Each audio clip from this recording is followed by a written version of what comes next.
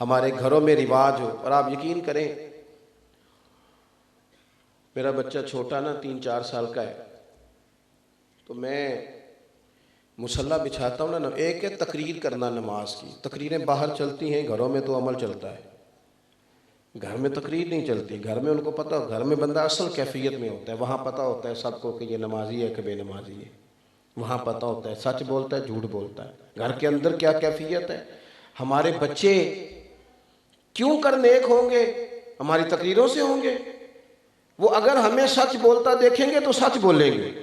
अगर हमें देखो, कभी किसी बाप ने मजबूरी से कहा था अपने पुत्र को कि बेटा बाहर कह दो कि मैं घर में नहीं, हो सकता है कोई बड़ी मजबूरी हो, लेकिन अगर एक दफ़ा आपने झूठ बोलने का उसे कह दिया ना, एक दफ़ा, तो फिर सारी ज़िंदगी रोएंगे कि बेटा मेरे साथ तो सच बोला कर, और तेरी मेहरबानी मुझे सच बताया कर। लेकिन फिर वो काबू नहीं आए।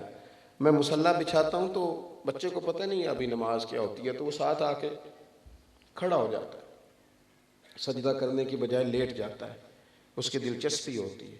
उसकी अम्मा कुरान मजीद खोलती है तो वो सिपारा लेके उसके पास बैठ जाता है। हमें ना हुजूर ने फरमाया था अपने घरों को कब्रिस्तान ना बनाना, कुछ नमाज कुछ नवाफिल घर में भी अदा करना। हम अगर ये शोर तो बड़ा है कि बच्चे मोबाइल देखते हैं, बच्चे मोबाइल देखते हैं, मुझे क्या लेने दो, बड़े भी बड़ा ही देखते हैं, बड़ा ही देखते हैं। अगर बेटे की गर्दन झुकी हुई है मोबाइल पे तो वाली साहब की भी झुकी हुई है। वो भी कह रहे हैं जरा मुझे खोल के देना, फलां ने क्या भेजा था।